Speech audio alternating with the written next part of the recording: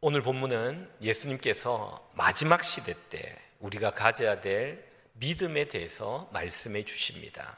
우리 8절을 한번 볼까요? 8절에 보면은 이런 말씀이 있습니다. 내가 너에게 이르노니 속히 그 원한을 풀어주리라. 그러나 우리 같이 읽습니다. 시작. 인자가 올 때에 세상에서 믿음을 보겠느냐 하시니라.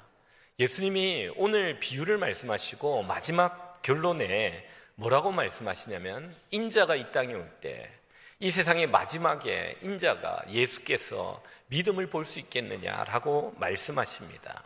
과연 예수님이 보고 싶어 하시는 믿음은 어떤 믿음입니까? 그것은 바로 기도에 대한 믿음입니다. 기도하면 응답해 주신다는 그 하나님을 믿고 기도하는 그 믿음을 찾으신다는 겁니다. 여러분 1절을 한번 볼까요? 1절에 이런 말씀이 있습니다. 예수께서 그들에게 항상 기도하고 낙심하지 말아야 할 것을 비유로 말씀하십니다. 예수님께서 1절부터 7절까지 너희들 항상 기도해야 된다. 낙심하지 말아야 된다. 이 기도에 대한 교훈을 주시고 마지막에 뭐라고 말씀하시냐면 너희들에게 이런 믿음이 있을지 마지막 시대에 우리 하나님은, 우리 예수님은 찾으신다라고 말씀하십니다. 성도의 삶은 영적 전쟁이라고 말할 수 있습니다. 우리가 살아가는 삶이 공중권세 잡은 자들과의 영적 전쟁입니다. 이 영적 전쟁에서 특별히 전쟁에서 중요한 것들이 참 많이 있는데 그 중에 이 무전기 통신이 굉장히 중요합니다. 왜냐하면 최전선에서 싸우는 그 부대는 본부와 긴밀한 연락을 통해서 필요한 물자라든지 보급식품이라든지 때때로는 필요한 지원 사격을 받아 그 앞에 있는 대적들을 무찔러 가기 때문에 이 무전기나 이 통신은 굉장히 중요합니다. 이런 면에서 기도가 바로 이런 역할을 합니다. 우리가 이 땅을 살아가는 이 영적 전쟁터에서 하늘의 지원을 받아 우리가 전쟁에 필요한 물자와 그리고 사역 지원을 이런 것들을 받을 수 있는 것이 바로 기도라는 통신을 통해서 우리는 하늘로부터의 은혜를 공급받아 전쟁에서 승리해 나갈 수 있기 때문입니다. 이 땅에서 영적 소통을, 교통을 가장 잘하신 분이 바로 예수님이십니다. 예수님이 이 땅에 오셔서 이 세상을 살아가실 때 3년의 공생애를 사실 때 하나님과 날마다 기도하며 기도로 소통하시면서 이 땅에서 승리하셨던 분이 바로 예수님입니다. 오늘 본문은 그 예수님께서 모든 성도들을 향하여 우리가 이 땅에 살아가면서 이 영적 전쟁에서 승리하기 위한 정말 기도라는 소통을 어떻게 잘해야 되는지 우리에게 말씀해 주십니다. 하나님의 마음을 가장 잘 아시는 예수님께서 우리가 어떻게 해야 그 하나님의 마음을 열 수 있는지 오늘 기도에 대한 가르침 2가지를 이야기해 주십니다. 그 2가지는 첫 번째는 항상 기도하라는 겁니다. 그리고 2번째는 낙심하지 말라는 겁니다. 오늘 우리는 이 2가지를 살펴보면서 우리에게 주시는 은혜를 상고하고자 합니다. 먼저 첫 번째로 항상 기도하라고 하셨는데 이것을 다른 말로 바꾸면 우리가 기도할 때 하나님이 일하시고 우리가 쉴 때 하나님은 멈추신다는 사실입니다. 우리 한번 따라 볼까요? 우리가 쉴 때 하나님은 멈추십니다. 여러분 이 정의를 마음에 깊이 새기고 돌아가셔야 합니다. 우리가 기도할 때 하나님은 기도하세요. 그러나 우리가 기도를 쉴 때 하나님은 멈추신다는 겁니다. 그렇기 때문에 우리는 항상 깨어 기도해야 된다는 겁니다. 여러분 1절을 다시 한번 볼까요? 예수님께서 오늘 본문을 이야기하시면서 너희들이 항상 기도해야 된다. 이것을 우리에게 말씀해 주십니다. 우리가 기도에 가지는 몇 가지 오해들 가운데 하나는요, 기도는 아주 특별한 비상시에만 기도하는 것이라는 오해를 가진 성도님들이 계십니다. 이런 분들은 평안할 때는 기도를 하지 않아요. 그러나 무슨 일이 생긴 비상시국이 되면 기도의 자리로 나오는 분들이 계십니다. 여러분 목사님들이 가장 두려워하는 성도, 불안해하는 성도가 어떠냐면요, 갑자기 새벽기도 오시는 성도님이에요. 평상시에는 새벽기도를 오지 않다가 갑자기 새벽기도 와가지고 오랫동안 기도하고 눈물로 기도하고 그러면요, 목사님은 새벽기도 하다가 굉장히 불안해집니다. 저 가정에 무슨 일이 생겼을까 걱정이 생기는 거죠. 여러분 비상시에 기도하는 믿음, 이 믿음 좋은 믿음입니다. 왜냐? 기도하지 않는 것보다 훨씬 낫기 때문에. 비상시국이 되어도 기도하지 않는 사람들이 있는데, 비상시국이 되어 하나님께 간절히 찾아 나와 기도하는 그 믿음, 좋은 믿음입니다.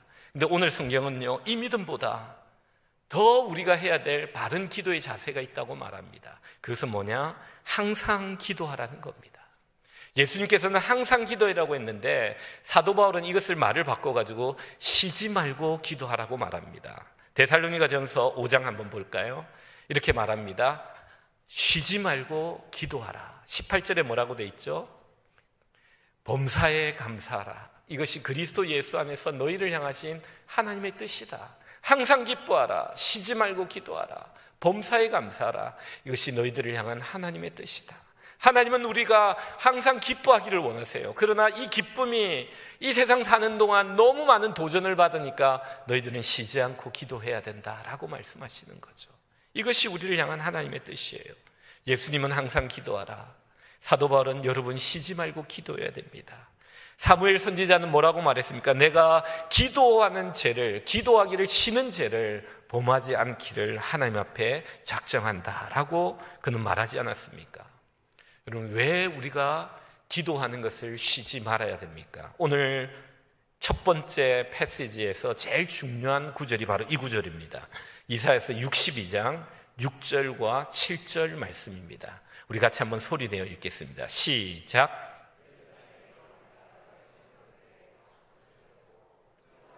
주야로 계속 잠잠하지 않게 하였느니라. 너희는 여호와로 기억하시게 하는 자들아, 너희는 쉬지 말며 또 여호와께서 예루살렘을 세워 세상에서 찬송을 받게 하시기까지 그로 쉬지 못하게 하시. 여러분, 오늘 이 말씀은요, 우리에게 뭐라고 말씀하시냐면 너는 기도하기를 쉬지 말라고 말해요. 그리함으로 말미암아 너의 쉬지 않는 기도가 여호와로 하여금 쉬지 못하게 하라고 성경이 말씀하고 있는 겁니다. 우리가 쉬지 말고 기도해야 될 이유가 바로 여기 있습니다. 우리가 기도를 멈추면 하나님이 멈추시기 때문이에요. 반면에 우리가 쉬지 않고 기도하면 주님의 일하심이 멈추지 않고 우리와 함께 한다는 거예요. 다니엘이 하루에 3번씩 기도했던 이유가 어디 있습니까? 무너진 그 나라가 70년 뒤에 회복된다는 이 사실을 알고 그것이 이루어지기를 매일 하루에 3번씩 기도할 때 무너졌던 그 나라가 70년 만에 포로 귀환하여 돌아가는 놀라운 구원의 역사가 일어났던 것을 우리는 기억합니다. 예수님은 기도가 필요 없으셨던 분이에요. 그러나 그분은 매일 새벽 아침 미명의 습관을 쫓아 한적한 곳에 가서 기도하셨어요. 매일 아침마다 하나님과 기도를 통해서 기도로 소통하시고 기도함으로 말미암아 하늘의 역사가 쉬지 않고 예수 그리스도의 매일매일 삶 속에 흘러넘치도록 했던 것을 우리는 기억해야 됩니다. 우리의 문제는 뭐냐? 기도를 쉬는 것입니다. 우리의 기도가 쉬고 있기 때문에 우리를 향한 하늘의 역사가 멈추고 있다는 사실을 여러분 아셔야 합니다. 5절에 한번 볼까요? 5절에 보면 이런 말씀이 있습니다. 이 가부가 나를 번거롭게 하니 내가 그 원한을 풀어주리라. 그렇지 않으면 늘 와서 나를 괴롭게 하리라. 무슨 말입니까? 이 불의한 재판장은요, 가부의 간청을 이제 들어주려고 결정을 합니다. 왜 들어줍니까? 너무 귀찮게 하니까, 너무 번거롭게 하니까 이 번거롭게 함이 괴로움이 된 거예요. 아마도 이 불의한 재판장은 출근할 때마다 이 과부가 있는지 없는지 좌우를 살피고 출근하지 않았을까 생각합니다. 이 과부가 와서 자기를 다시 또 간청하지 않을까 그렇게 살폈을 것 같아요. 왜 그렇게 합니까? 평상시 같으면은 이 불의한 재판장은 이 과부와 같은 사람을 상대도 하지 않았어요. 그런데 와서 늘 번거롭게 하니까 성경에 보니까 3절에 보니까 자주 찾아왔다. 와서 번거롭게 하고 괴롭게 한다라고 말하니까 그가 이 사람의 소원을 들어줘야겠다라고 결정했다는 겁니다. 이 비유를 하시면서 예수님이 뭐라고 말씀하시냐? 7절에 이런 말씀을 하십니다. 우리 같이 한번 읽어봅니다. 시작.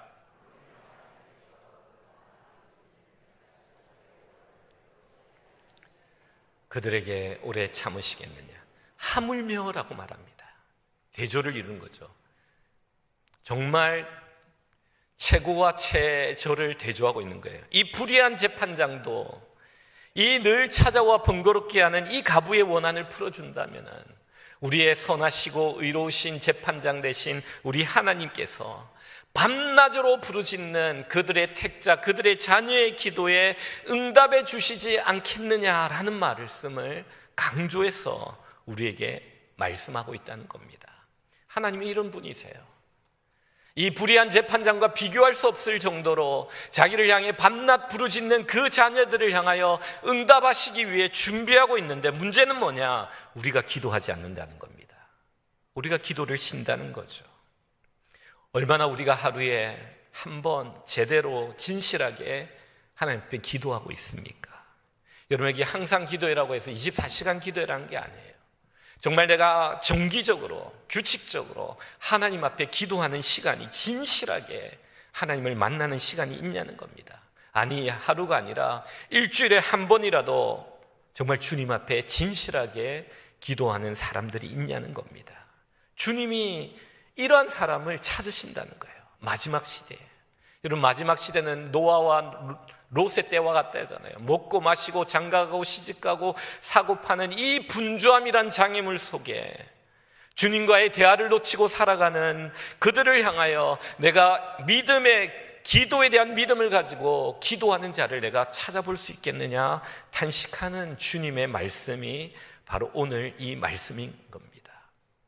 기도가 가장 중요함을 우리는 알아야 돼요. 이 분주함 가운데 다른 것에 우리가 떠내려가면 안 돼요. 내가 기도할 때 하나님이 일하시고, 내가 기도를 쉬면 하나님이 신다는 이 분명한 믿음을 가지고 다른 어떠한 분주한 일들보다, 세상에 취해 살아가기보다 오직 기도하는 일을 가장 중요하게 여기는 이 믿음을 가진 사람을 주님께서는 찾으신다는 겁니다. 여러분, 왜 우리가 항상 이렇게 기도하지 못하는지 아십니까? 첫 번째는 분주함이에요. 두 번째는요, 우리 주위에 너무나 많은 것들이 있기 때문입니다. 오늘 이 기도하는 가부는요, 보니까 플랜 B가 없는 사람이에요. 선택이 많은 사람은 집중을 못합니다. 지속하지 못해요. 선택이 없는 사람은 오직 그거 하나에 목숨을 걸고 집중하고 지속합니다. 돈도 없고 백도 없는 이 가부, 비록 불의하지만 그 재판장 한 사람을 찾아갑니다. 한 우물만을 팝니다. 이게 중요해요. 우리가 항상 기도하지 못하는 이유가 어디 있냐면 우리에게 너무나도 많은 옵션들이 있는 거예요. 한국교회와 오늘날 우리의 신앙이 약해지는 이유는요, 우리가 너무나도 잘 살고 있기 때문이에요. 기도해야 될 필요성을 못 느끼는 거죠. 그래서 기도가 약해지고 기도의 응답이 약해지고 있는 겁니다. 이 가부는요, 기도에 간청밖에 아무것도 없습니다. 그래서 오직 그 불의한 재판장이랄지라도 그 사람을 만나 계속적으로 간청하고 있는 모습입니다. 간절하고 끈질긴 기도입니다. 주님은 우리에게 이런 기도를 회복하라고 말합니다. 이런 믿음을 가지고 이런 기도를 드리는 자가 되라고 말씀하십니다. 우리의 기도는요, 축복받기 위한 기도가 아니라 기도 자체가 축복임을 알아야 합니다. 우리는 무엇인가를 잘하기 위해 기도하는 것이 아니라 기도 그 자체가 우리의 삶 속에 가장 잘하는 일이라는 것을 알아야 해요. 우리가 주님의 임재 앞에 우리의 전부 전 존재를 던지는 순간 우리의 삶의 모든 문제가 해결된다는 이 놀라운 기도에 있는 비밀을 믿고 깨닫고 기도하는 자를 우리 주님은 마지막 시대에 찾으신다는 거죠. 오늘날은 핸드폰을 잡으면 30분, 1시간, 2시간이 금방 지나가는데 기도의 자리에 앉아 주님과 깊이 교제하며 10분도 채 앉아 있지 못하는 것이 우리의 현주소는 아닌지 우리 주님이 탄식하시면서 말씀하고 있는 겁니다. 이 마지막 시대에 기도에 대한 믿음을 가지고 오직 기도의 자리에서 항상 주님께 나와 그 시간, 그 일정한 시간에 주님께 기도하는 자를 내가 찾을 수 있겠는가? 여러분, 이 첫 번째 교훈을 기억하십시오. 우리는 항상 기도해야 합니다. 쉬지 말고 기도해야 됩니다.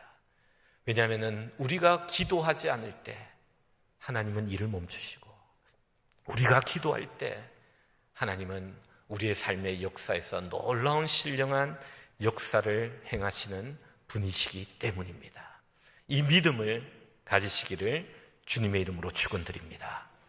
두 번째는 뭐냐면요, 낙심하지 말라고 합니다. 이 말을 다르게 말하면요, 낙심하지 말라는요, 승리 전에 큰 낙심이 있다는 것을 성경은 말씀해 줍니다. 우리 같이 한번 따라해 보겠습니다. 승리 전에 큰 낙심이 있습니다. 그렇기 때문에 우리는 낙심하지 말아야 돼요. 이제 이 낙심의 큰 고비를 넘기면 큰 승리가 있는데, 사탄은 이 낙심을 주어 이 고비를 넘지 못하고 그냥 중간에 중도 포기하는 자를 만들고자 하는 것이 바로 사탄의 전략이라는 겁니다. 왜 우리가 기도하다가 낙심합니까? 기도하는데 응답이 늦게 오기 때문이에요. 응답이 금방 오지 않기 때문이에요. 그렇기 때문에 성경은 기도하는 자들, 늘 기도하는 자들, 항상 기도하는 자들을 향해 너 낙심하지 마라. 이 낙심은 기도의 가장 큰 대적이고 방해물이다라고 말씀하고 있는 겁니다. 사탄은요, 기도하는 자들을 낙심시킵니다. 거봐, 응답이 늦잖아. 너가 기도하는데 기도하지 않는 자들보다 잘 안 되잖아. 그래서 우리로 하여금 이 사탄은 기도의 끈을 느슨하게 만드는 것이 바로 사탄의 전략 전술이라는 것을 여러분 알아야 합니다. 그래서 기도하는데 낙심이 오면은 우리는 마음을 바꿔야 돼요. 사탄이 공격하는가 보다. 더 기도에 대한 믿음을 가지고, 응답에 대한 믿음을 가지고 더 기도하는 자가 되어야 되는 거예요. 아버지와 아들이 길을 갑니다. 길을 가는데요, 사막을 거쳐 가는데 식량도 떨어지고 이제 물도 다 떨어집니다. 이제 마을을 만나지 않으면 그들은 죽을 수밖에 없는 그런 상황입니다. 길을 가는데 무덤이 보이는 거예요. 그러자 이 아들이 이렇게 말합니다. 아버지, 이제 큰일 났어요. 이 길을 가던 많은 사람들이 여기에서 다 죽었나 봐요. 이 무덤을 보세요 라고 말하는 거예요. 근데 이 아버지는 다르게 봅니다. 뭐라고 말하냐면 이렇게 말합니다. 아들아, 그렇지 않다. 여기에 무덤이 있다는 것은 누군가 묻어주었고, 묻어준 사람이 있다는 것은 이 근처에 마을이 있다는 거다. 우리가 이 무덤을 지나면 곧 마을을 볼 수 있을 것이다. 이렇게 말을 하는 거예요. 그래서 조금 더 아버지의 말을 듣고 가니까 그 마을을 만났다는 겁니다. 여러분, 낙심이 올 때, 사탄이 강력하게 우리가 기도할 때 낙심을 줄 때 우리는 이 관점을 바꿔야 합니다. 내가 기도를 하는데, 내가 항상 기도하고 쉬지 않고 기도하는데 사탄은 나의 마음속에, 나의 주위 환경을 통해 낙심을 막 던져줍니다. 우리는 이때 무엇을 알아야 되느냐? 사탄이 나를 공격하고 있구나. 내가 더 기도하지 못하도록 공격하고 있구나.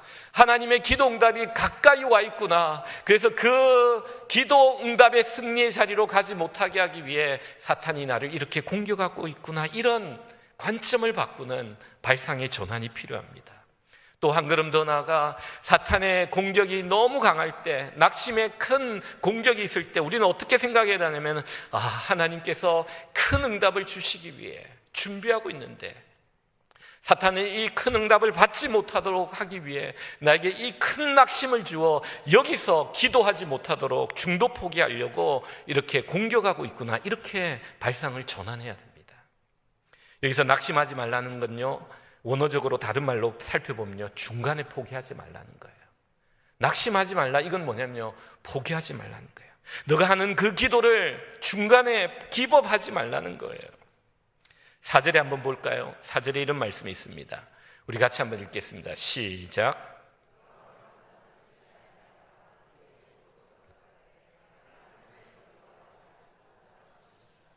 여러분, 그가 얼마 동안 듣지 아니했다는 건 뭐냐면요, 재판장이, 이 불의한 재판장이 이 가부가 이야기하는데 그 간청을 들어주지 않았다는 거예요. 평상시 하던 대로 했던 거죠. 이 억울한 가부는요, 계속된 거절 가운데 포기하고 싶은 마음이 있었을 거예요. 근데 그녀는 포기하지 않았다는 겁니다. 여러분, 한번 상상해 볼까요?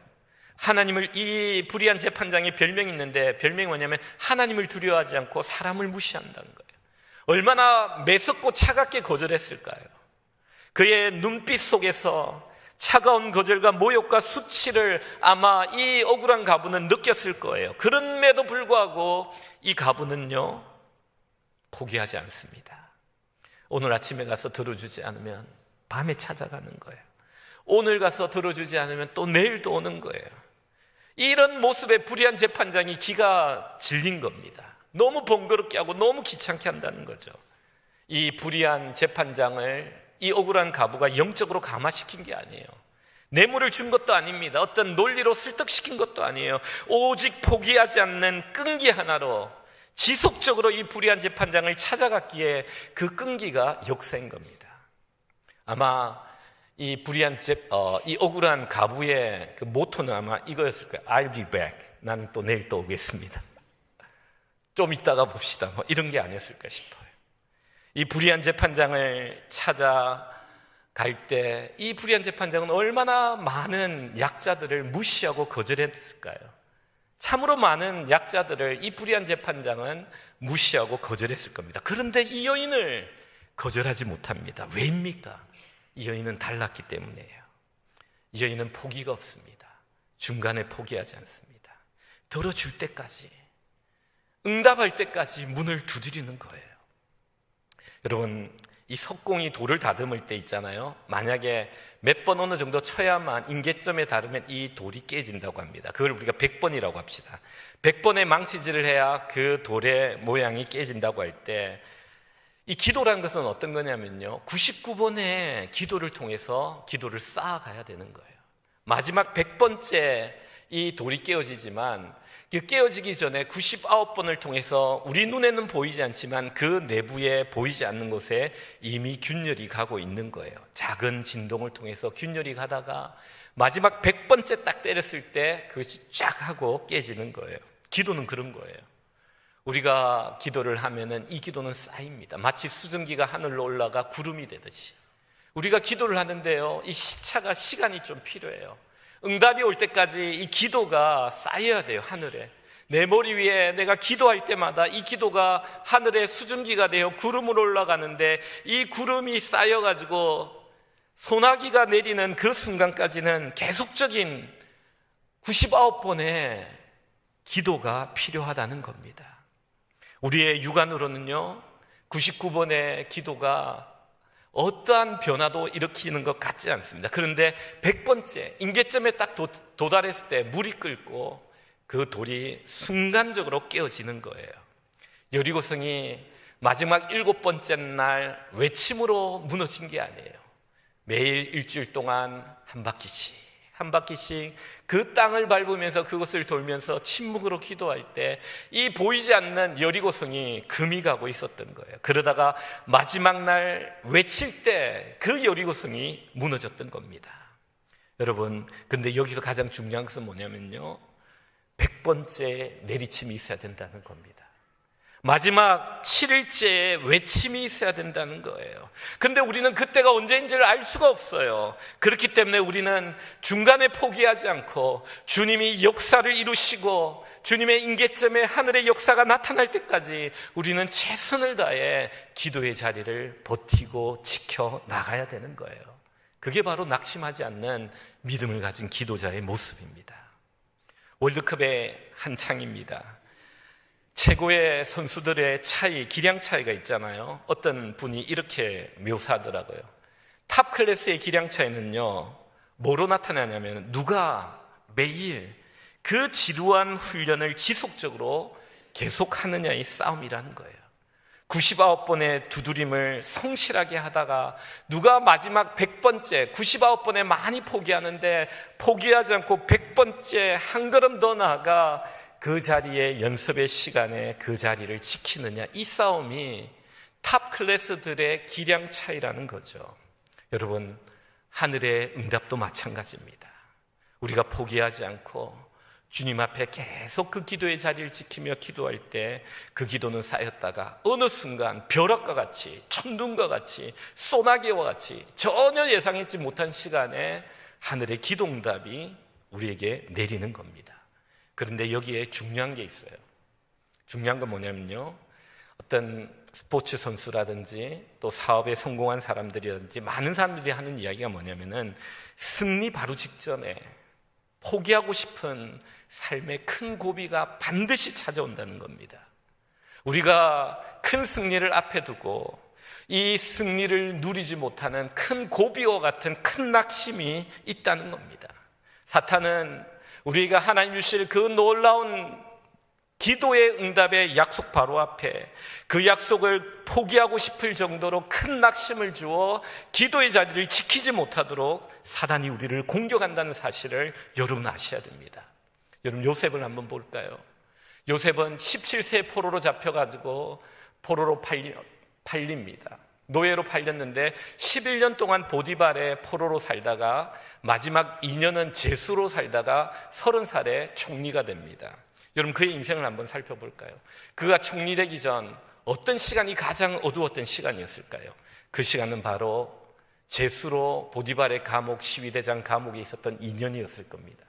우리가 지금은 결과를 알기 때문에 2년이었다라고 말하지만 그의 인생에 들어가 본다면 그 2년은 2년이 아닙니다. 주인의 아내를 욕보이려고 감옥에 잡힌 자는 그 당시 사형이에요. 사형인데 이 보디발이 잘 봐가지고 무기징역으로 그냥 감옥에 넣은 거예요. 그에게는 미래가 없어요. 그의 인생은 잊혀졌어요. 한낱 신라 같은 희망이 왔다는 것은 술 맡은 가는장의 꿈을 해석해 줬는데 그 가는장마저도 그 꿈을 해석해 줘서 복직이 되었음에도 이 요셉을 잊어버립니다. 2년이 흘러간 거예요. 여러분 한번 생각해 보세요. 이 요셉은 너무나도 캄캄한 충분히 낙심할 만한 시간이 그 제수 2년이 아니었을까요? 그러나 그는 그 시간에 낙심하지 않습니다. 성경에 보면은 그럼에도 불구하고 여호와와 함께 그 감옥에서 그는 하루하루를 하나님 주신 꿈을 붙잡고 계속 기도하며 살았던 것을 우리는 발견하게 됩니다. 아브라함은 언제입니까? 아브라함은 100세의 아이를 낳았지만 99세에 하나님이 찾아옵니다. 찾아와서 뭐라고 말합니까? 이렇게 말합니다. 내년에 아들을 주겠다. 여러분 99세예요. 자기는 99세, 아내는 89세, 이미 경수가 끊어졌다고 성경은 말합니다. 자녀를 낳을 수 있는 상황이 전혀 아니에요. 그러나 그 캄캄한 시간에 주님이 찾아와 약속하며 말씀할 때 이 아브라함은 믿음으로 순종합니다. 그러므로 말미암아 이삭을 얻게 되는 것입니다. 우리는 이것을 알아야 됩니다. 바로 하나님의 큰 기도의 응답이 오기 전에 우리에게는 크고 작은 낙심이 오고 응답이 크면 클수록 큰 낙심이 우리에게 온다는 사실을 알아야 합니다. 우리 8절 한번 다 같이 읽어봅니다. 8절 시작.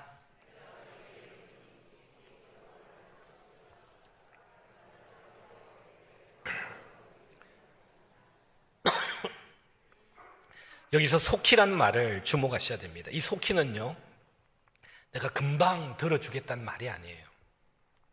이 속히는요, 한꺼번에 응답하겠다는 거예요. 이때까지 막혀있던 수도관이 뻥 뚫리듯이 응답하겠다는 말이 바로 속히라는 말이에요. 기도는 천천히 쌓여가지만 99번의 계속적인 기도의 자리를 지켰지만 99번의 큰 낙심이 우리를 찾아왔음에도 불구하고 우리가 그 자리를 지키고 100번째 한 걸음 더 나아가 기도의 자리를 지킬 때, 낙심을 이기고 기도의 자리에 나갈 때 하나님은 속히 한꺼번에 그동안 막혔던 모든 수관이 뻥 뚫리듯이 하늘의 응답이 하늘로부터 임할 것이다 라고 말씀하고 있는 겁니다. 여러분, 이 믿음을 가지고 기도의 자리를 지키는 자가 되라고 말씀하시는 거죠.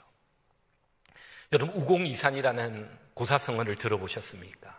우공이산, 어리석은 노인이 산을 옮긴다라는 사자성어죠. 한 어리석은 노인이 있었어요. 그 노인이 앞에 있는 산 앞에 가가지고 삽질을 합니다. 그래서 사람들이 물어봅니다. 왜 당신 그렇게 삽질을 매일 가서 하냐고. 사람들이 묻자 그 노인은 이렇게 말합니다. 아니, 우리 집 앞에 이 산이 있는데 이 산이 좀 보기 싫어가지고 옮기려고 지금 삽질을 한다. 그러니까 사람들이 막 비웃는 거예요. 아니, 어떻게 삽으로 그 산을 옮길 수 있냐고 막 이렇게 비웃습니다. 이때 노인이 뭐라고 말하냐면 이렇게 말합니다. 아니, 내가 하다가 안 되면 내 자식이 할 것이고, 내 자식이 하다 안 되면 내 자식의 자식이 할 것이고, 내 자식의 자식이 하다 안 되면 내 자식의 자식들이 할 거니까 걱정하지 말라고 산을 계속 삽을 탑니다. 그때 하늘이 감동해가지고 그 산을 옮겨줬다라고 해가지고 이 고사성어가 우공이산, 어리석은 노인이 산을 옮겼다라는 그런 고사성어입니다.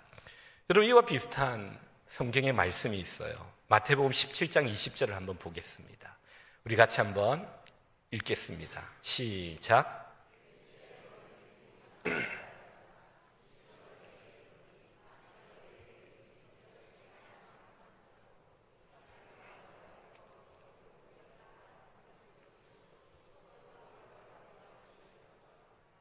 예수님께서는 이런 말씀하십니다.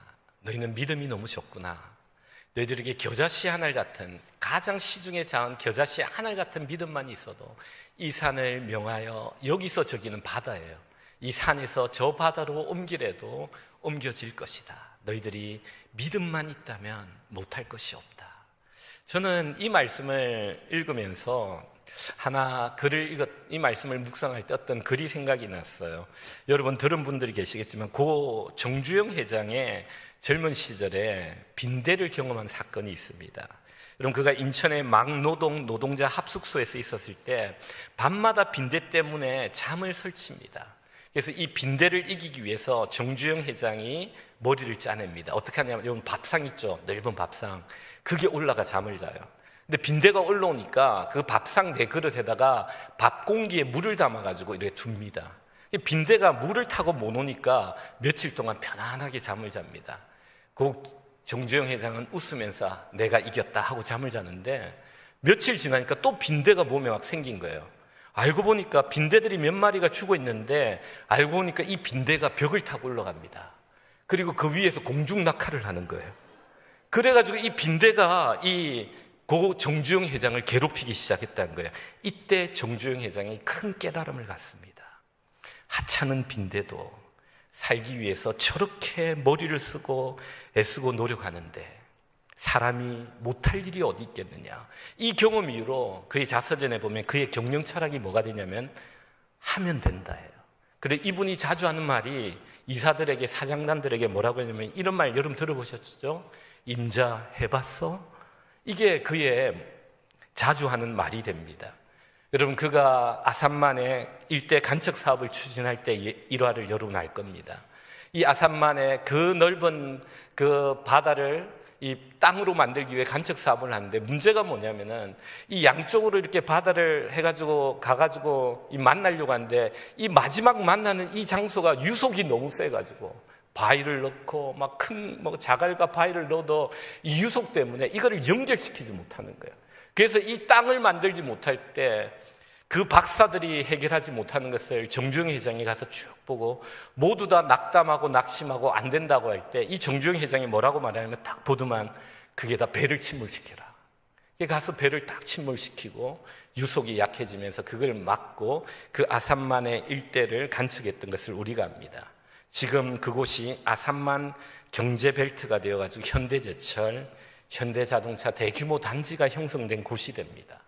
저는 이 예수님의 말씀, 너희 믿음이 작은 까닭이라, 겨자씨 한 알만한 믿음이 있으면 이 산을 명하여 여기서 저기로, 이 산에서 바다로 옮겨지래도 옮겨질 것이요 너희들이 못할 것이 없다 했을 때, 저는 이 말씀을 읽으면서 그 정주영 회장 일화가 생각이 나더라고요.